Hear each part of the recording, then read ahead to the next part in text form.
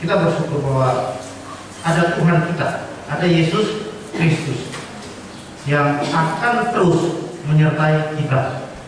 Tuhan kita adalah Tuhan yang setia dalam sejarah perjalanan manusia, dan sampai sekarang Dia tetap Dia. Aku adalah aku, Dia adalah Dia yang setia kepada kita umat manusia. Dan dalam menjalani kehidupan kita, hanya firman Tuhanlah yang mampu menguatkan kita. Hanya firman Tuhanlah yang menghibur kita. Firman Tuhanlah yang memberi rasa sukacita dalam kehidupan kita. Makanya hari lepas hari mari kita belajar terus kebenaran firman Tuhan, bukan hanya di saat ibadah mendengarkan firman, tetapi hari lepas hari mari kita membaca firman.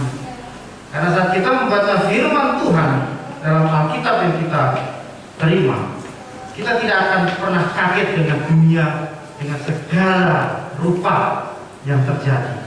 Karena memang sejak manusia jatuh dalam dosa, kita berada pada siklus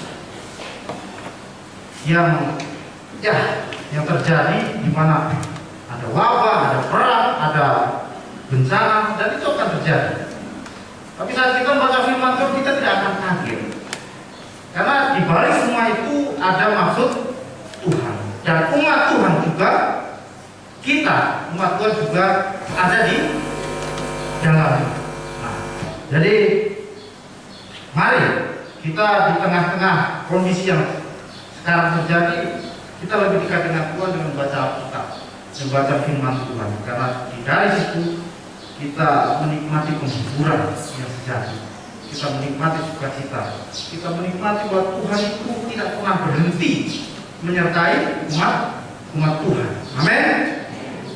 Nah, di hari ini, di pagi hari ini kita akan belajar tentang kebenaran firman Tuhan yang akan kita renungkan. Ini antara khotbah dan renungan ya, karena waktunya singkat. Tolong nanti yang kalau sudah terlalu panjang, ingat waktu-waktu kalau di belakang ya, karena kita dipersingkat. Nah, kita akan belajar di Matius pasal 5 ayat 1 sampai yang ke-12. Matius pasal 5 ayat 1 sampai yang ke-12. Matius 5 ayat 1 sampai yang ke-12. Amin. Ya, mari kita membacanya secara silih berganti. Judul lembaga kita memberikan khotbah di bukit, ucapan bahagia. Ayat 1, ketika Yesus melihat orang banyak itu, naiklah ia ke atas bukit, dan setelah ia duduk, datanglah murid-muridnya kepadanya.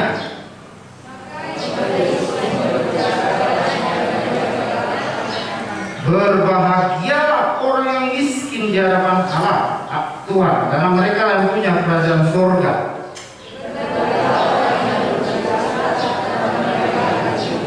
Berbahagialah orang yang lemah lembut, karena mereka akan memiliki bumi.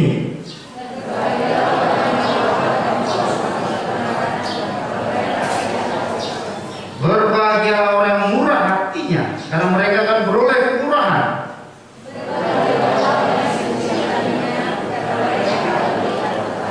Berbahagialah orang berdamai, karena mereka akan disebut anak-anak Tuhan.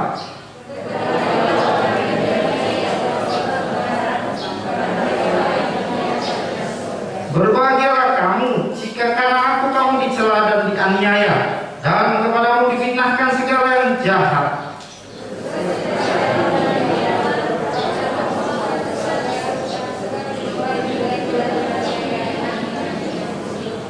Jadi tema hari ini adalah jangan lupa bahagia. Ya, jangan lupa bahagia. Dan ayat yang kita renungkan juga bagian dari ceramah Tuhan Yesus di bukit, di mana dari firman-Nya keluar kata ucapan tentang berbahagia. Nah, memang rasa bahagia itu memang harus kita miliki sebagai umat percaya, sebagai manusia. Rasa bahagia merupakan virus yang membawa kepada damai sejahtera. Virus membawa rasa sukacita. Dan salah satu obat dalam menghadapi situasi dunia ya, mari kita menikmati rasa bahagia, rasa sukacita. Karena dari situ kita juga akan menikmati imunitas secara alami. Hari Selasa Bapak Niko katakan hati yang gembira adalah obat. Memang obat yang paling mujarab adalah pikiran kita yang selalu merasakan sukacita dan bahagia. Dan memang itu adalah kunci menikmati kehidupan yang kita jalani di dunia ini, dengan berbagai problematika, dengan berbagai masalah yang terjadi di dunia.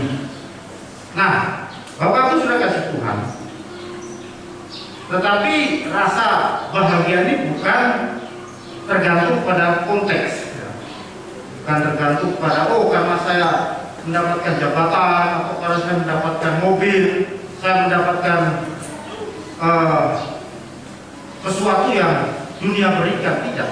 Malah di dalam pelajaran yang kita akan pelajari di pagi hari ini, rasa bahagia itu harus dirasakan dalam situasi yang kadang berbanding terbalik dengan apa yang kita harapkan. Jadi harus ada rasa bahagia di tengah-tengah kehidupan yang kadang berbanding terbalik yang dunia nyatakan. Dalam ceramahnya Tuhan Yesus pada orang banyak pada ayat ketiga, di sini jelas, berbahagialah orang yang miskin di hadapan Tuhan, karena mereka lah yang punya kerajaan surga. Miskin adalah keadaan yang banyak dihindari oleh banyak manusia. Betul tidak? Tuh, siapa yang mau miskin? Tidak ada. Tetapi di sini memang Tuhan Yesus mengajarkan kepada kita, kenapa orang yang miskin itu berbahagia dan mereka yang punya kerajaan surga. Keadaan miskin atau miskin itu bukan keadaan yang salah sebenarnya, Bapak Ibu sudah kasih Tuhan. Yang salah itu kitanya yang menempatkan miskin itu. Sudut pandang kita itu yang menyudutkan miskin itu. Miskin itu tidak salah, karena miskin itu dalam konteks di dalam bacaan kita ini keadaan yang memang hidupnya bergantung sepenuhnya kepada Tuhan. Kenapa Tuhan Yesus berbicara kepada orang banyak? Berbahagia orang miskin di hadapan Tuhan, karena mereka punya kerajaan surga. Pada konteks pembacaan kita dan konteks Tuhan berbicara pada waktu itu, memang orang-orang yang Tuhan Yesus itu orang-orang yang hidupnya kebanyakan, mayoritas yang mengikuti Tuhan Yesus mendengarkan ceramah orang-orang yang terpinggirkan. Karena pada masa itu kerajaan Romawi berkuasa dan orang-orang miskin ditinggalkan oleh kelompok-kelompok raja seperti kelompok Herodes dan sebagainya, yang mereka menjilat ludah kepada menjilat ludah kepada orang-orang Romawi. Mereka mencari kenyamanan sendiri, keegoisan mereka. Dan juga kelompok-kelompok ahli agama, mereka juga diperhatikan mereka. Mereka juga sama sikapnya seperti kelompok-kelompok Herodes, orang kaya. Seharusnya mereka sebagai kelompok pemimpin agama, kelompok-kelompok agamawi memperhatikan mereka, orang-orang miskin. Tapi mereka secara egois, mereka meninggalkan orang-orang yang miskin itu. Sehingga Tuhan Yesus wajar menyatakan ini, memperkatakan ini, memberi penghiburan kepada mereka yang tertindas pada waktu itu. Karena satu-satunya pengharapan mereka hanya kepada Tuhan. Mereka mencari kepada Herodes dan kelompoknya, tidak dapat. Kepada kelompok-kelompok agama, ahli Farisi, ahli Taurat, imam, tidak dapat. Karena mereka mementingkan kepentingannya mereka sendiri. Tuhan Yesus memberikan penghiburan mereka. Dan kalau kita belajar tentang keberadaan miskin, orang miskin itu selalu ada di hati Tuhan. Kalau kita membaca Perjanjian Lama, kita banyak diperlihatkan ayat-ayat yang menunjukkan bahwa orang miskin itu menjadi perhatian dari Tuhan. Mari kita baca salah satunya. Ulangan 15 ayat 11.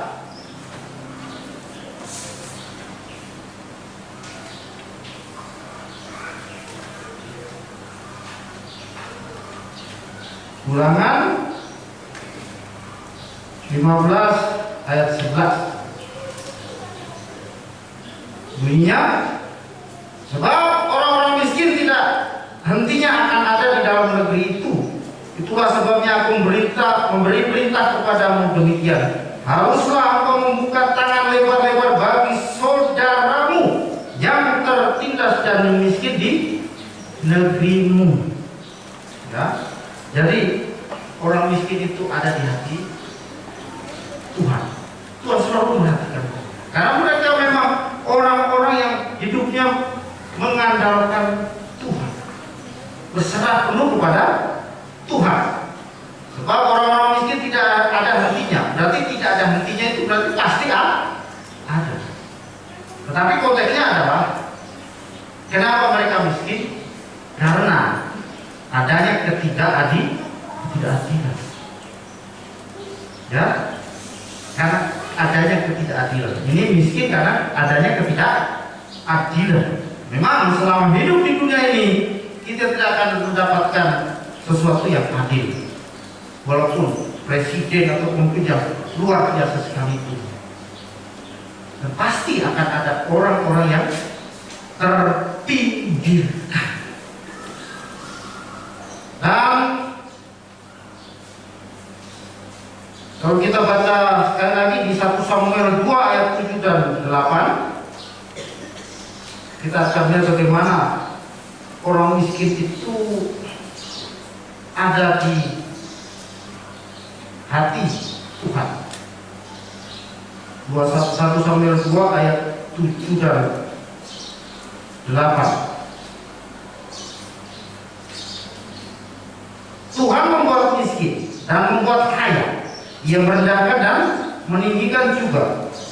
Ia menegakkan orang hina dari dalam debu dan mengangkat orang miskin dari lumpur, untuk mendudukkan dia bersama-sama dengan para bangsawan dan membuat dia memiliki kursi kehormatan. Sebab Tuhan mempunyai alas bumi dan di atasnya ia menaruh daratan. Nah, Tuhan memiliki hati untuk orang miskin. Di sepanjang sejarah Perjanjian Lama dan Perjanjian Baru, Tuhan melihat hati orang miskin. Tapi ini miskin dalam konteks tidak merasakan keadilan, ya. Tetapi juga Tuhan juga mencela orang miskin juga. Orang miskin yang malas, orang miskin yang tidak bekerja. Nah, itu di dalam Amsal, ya. Kalau kita baca di Amsal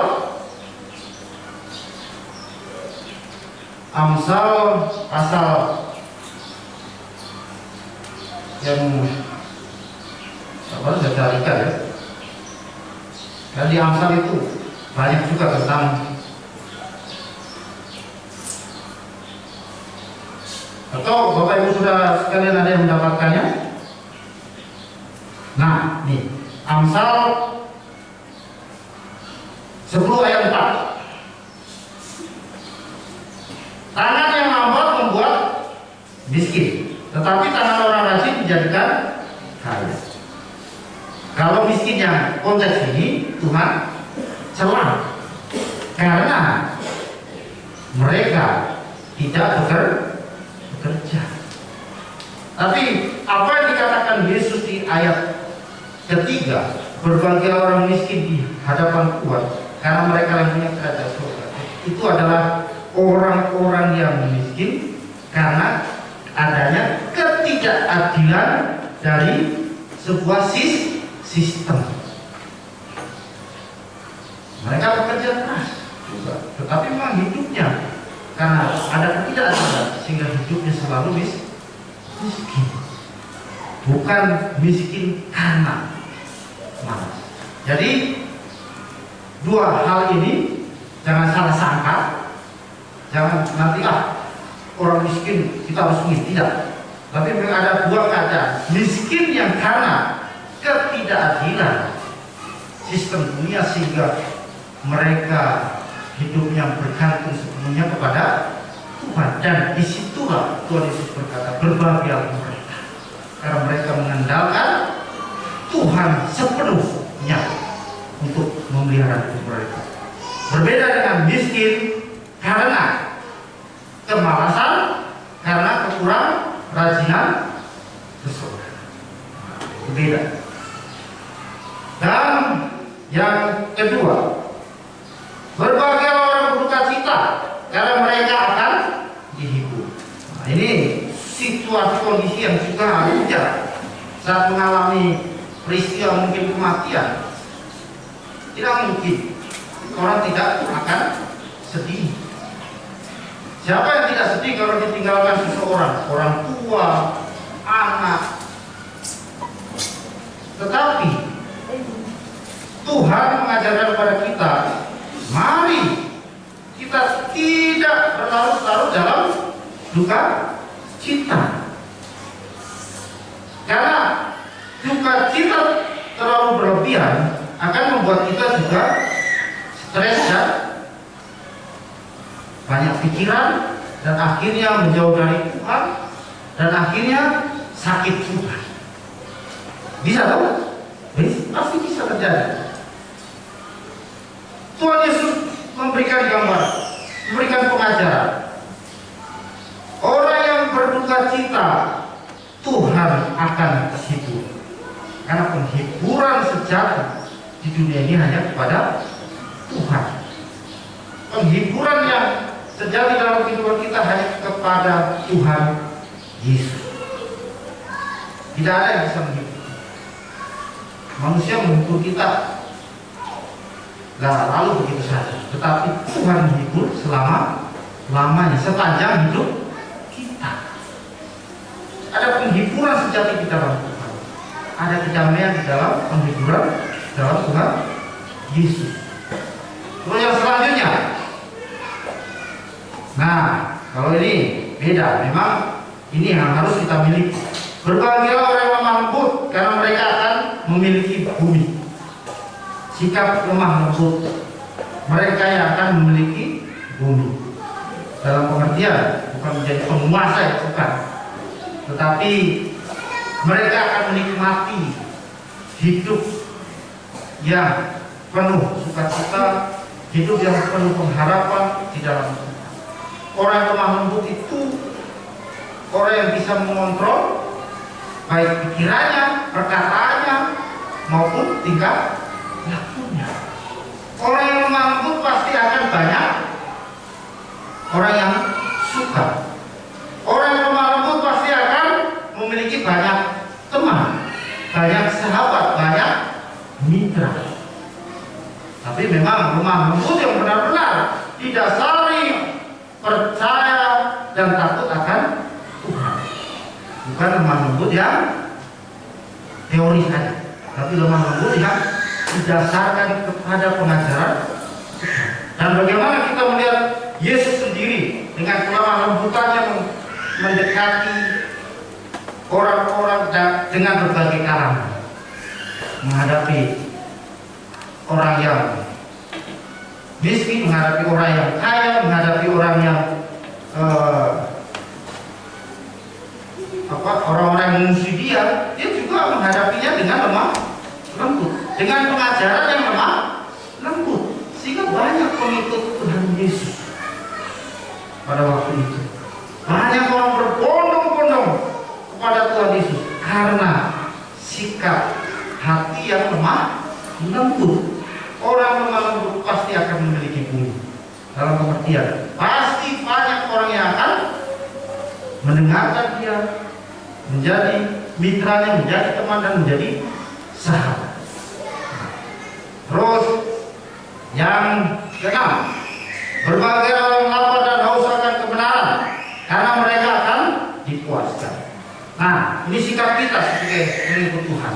Hari lepas hari kita memiliki rasa yang haus terus, rasa yang lapar terus akan kebenaran firman Tuhan, sehingga hari lepas hari juga Tuhan akan memuaskan dengan kebenaran juga. Rasa haus dan lapar akan kebenaran, akan firman Tuhan, tidak melalaikan hal-hal yang sifatnya rohani. Sehingga saat kita tidak melalaikan hal-hal yang sifatnya rohani, bersama kekeluargaan, Tuhan juga akan memberikan kepuasan. Saat kita hari lepas hari haus dan lapar, juga Tuhan setiap hari juga akan memberi makanan dan minuman akan kebenaran. Sama seperti kita orang tua. Orang tua, kita tidak akan biarkan anak-anak kita lapar dan haus. Tuhan yang adalah Bapa kita juga akan bersikap itu saat kita benar-benar memiliki rasa haus dan lapar akan kebenaran hari lepas hari. Dan setiap hari kita akan dipuaskan dan kita akan dikenyangkan. Tujuannya adalah agar hidup kita semakin bertumbuh dan membuahkan buah-buah iman dan buah-buah kebenaran yang Tuhan ingin. Amin. Ya, yang ketujuh, berbahagialah orang murah hatinya, karena mereka akan beroleh kemurahan. Ya, siapa yang menabur pasti menuai. Siapa menabur kebaikan pasti akan menuai kebaikan juga. Orang yang menabur kemurahan, dia juga akan menerima kemurahan. Terus, berbahagialah orang yang membawa damai, karena mereka akan disebut anak-anak Tuhan.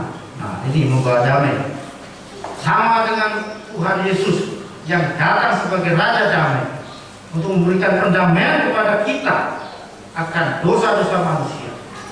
Tugas kita di bumi membawa rasa damai kepada orang-orang di sekitar kita. Kasihlah Tuhan Allah, kasihlah sesamamu. Dan ada hal yang agak sulit dilakukan oleh manusia, kasihlah musuhmu. Tetapi itu harus wajib, karena itu bagian dari membawa damai di bumi. Kalau Tuhan tidak membawa damai kepada manusia, kita dibiarkan binasa dan menikmati neraka. Dan karena Tuhan ingin manusia memiliki damai bersama Dia, Dia membawa kita memberi pengharapan akan surga. Dan kita umatnya yang setiap minggu ke gereja, setiap hari ibadah, kita juga harus berdamai,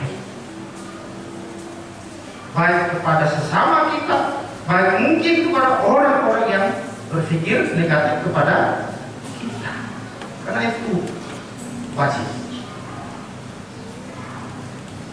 Yang selanjutnya, berbahagialah orang yang dianiaya oleh sebab kebenaran, karena merekalah yang mempunyai kerajaan surga. Berbahagialah kamu jika karena aku kamu dicela dan dianiaya, dan kepadamu difitnahkan segala yang jahat. Bersukacita dan bergembira, karena upahmu besar di surga, sebab demikian juga telah dianiaya nabi-nabi yang sebelum kamu. Nah, ini bagian kita memikul salib. Percaya kepada Tuhan Yesus berarti memikul salib. Percaya kepada Tuhan Yesus banyak tantangannya. Percaya kepada Tuhan Yesus banyak musuhnya. Karena ada orang-orang yang memang berusaha mengintimidasi.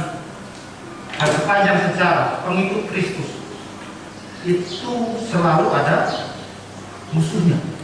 Dan sampai sekarang pun kita juga memiliki orang-orang yang mungkin kelihatannya baik, tetapi sebenarnya tidak suka kepada kita sebagai pengikut Kristus. Tetapi itulah bagian kita memikul salib. Karena kita yang dulu juga membawa atas nama Tuhan teraniaya, dibunuh dan sebagainya. Jadi jangan kaget kalau ada gereja dibakar, gereja dianiaya, karena itu sudah menjadi bagian mengikut Tuhan Yesus, memikul salib Kristus. Tetapi kembali kepada seluruh pengajaran Matius 5 ini, kita harus membawa rasa bahagia. Sebagai pengikut Kristus, kita harus membawa rasa sukacita kepada mereka. Kita mendoakan mereka yang menganiaya kita, yang mengusik kita. Karena itu bagian dari membawa damai dan kasih kepada dunia ini. Amin. Ya, jadi Bapak Ibu Saudara kasih Tuhan, seluruh ayat ini mengajar kita untuk menyebarkan rasa bahagia di bumi ini, di tengah problematika hal-hal yang terjadi di dunia ini. Kita harus membawa virus bahagia, kita membawa virus sukacita kepada dunia ini, karena hanya itulah yang bisa memberi pengharapan yang sejati kepada Tuhan. Mari kita membawa virus ini, virus bahagia ini, virus sukacita ini kepada dunia. Ini bagian dari Injil. Karena kata Injil sendiri artinya apa? Kabar sukacita, kabar bahagia. Kita harus membawa kabar sebagai umat Tuhan, sebagai pengikut Kristus. Di tengah-tengah virus corona, kita sebarkan virus sukacita, virus bahagia atas nama Tuhan Yesus. Amin. Mari kita berdoa. Tuhan, rasa bahagia, sukacita yang asalnya dari Engkau, itulah yang harus kami sebarkan sebagai virus yang positif bagi dunia ini. Dunia ini tidak akan memberi rasa nyaman, tetapi dalam dunia yang tidak nyaman ini, Tuhan mengajarkan untuk memiliki rasa bahagia dan sukacita yang berasal dari Yesus Kristus. Terima kasih Tuhan, karena Engkau Tuhan yang penuh damai, penuh kasih buat kami semua. Ajar kami untuk melakukan segala firman dalam kehidupan kami. Di dalam nama Tuhan Yesus Kristus, Roh Kudus bekerja dalam hidup kami. Amin.